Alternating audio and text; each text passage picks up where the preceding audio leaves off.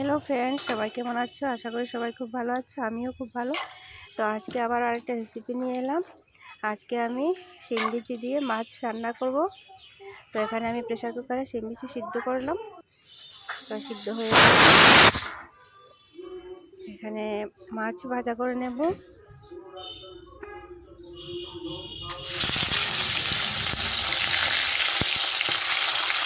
এই সিজনে শিম বিচি বাজারে অনেক পাওয়া যায়, অ্যাভেলেবল আছে। তো খুবই ভালো লাগে খেতে, আমার তো খুব প্রিয়। তো ফ্রেন্ডস, রান্না করে খেয়ে দেখবে মাছ দিয়ে শিম বিচি, অবশ্যই ভালো লাগবে। আর এখানে আমি এখন ফোড়ন দেব, শুকনো লঙ্কা, তেজপাতা আর 5 ফোড়ন দিয়ে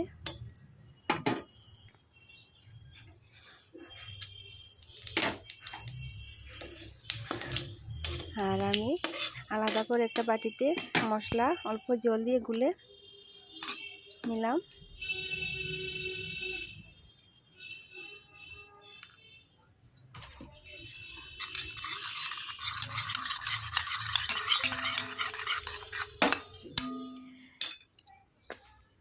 মশলাগুলা জলটা এখন দিয়ে দেবো,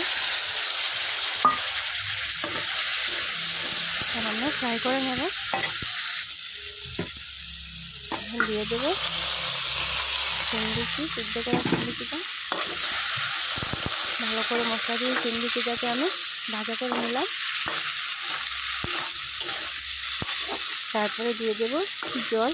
এখানে কিন্তু আমি শিম বিচি সিদ্ধ করা জলটা ফেলে দিইনি, ওই জলটাই ইউজ করব। লবণ দিয়ে দিলাম, দেখতে কিন্তু ঘোলা ঘোলা লাগে। তো আমি এখানে শিম বিচি সিদ্ধ করা জলটা ইউজ করেছি, তাই এরকম হয়েছে। তখন জল দিয়ে দেবো।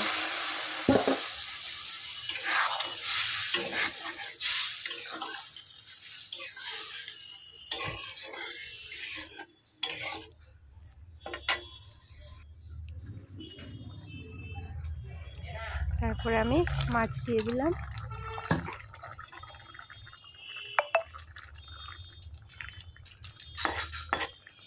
রান্না হয়ে গেছে, এখন ধনেপাতা দিয়ে নামিয়ে নেব। তো ফ্রেন্ডস, আমার রেসিপিটা কেমন লাগলো কমেন্টসে নিশ্চয়ই জানাবে। আর ভালো লাগলে লাইক করবে, কমেন্ট শেয়ার করবে। প্লিজ ফ্রেন্ডস, শেয়ার করে দেবে। তারপরে আজকে দুপুরে লাঞ্চ রেডি। তো দেখা হবে নেক্সট আরেকটা রেসিপি নিয়ে। সবাই ভালো থাকো, সুস্থ থাকো।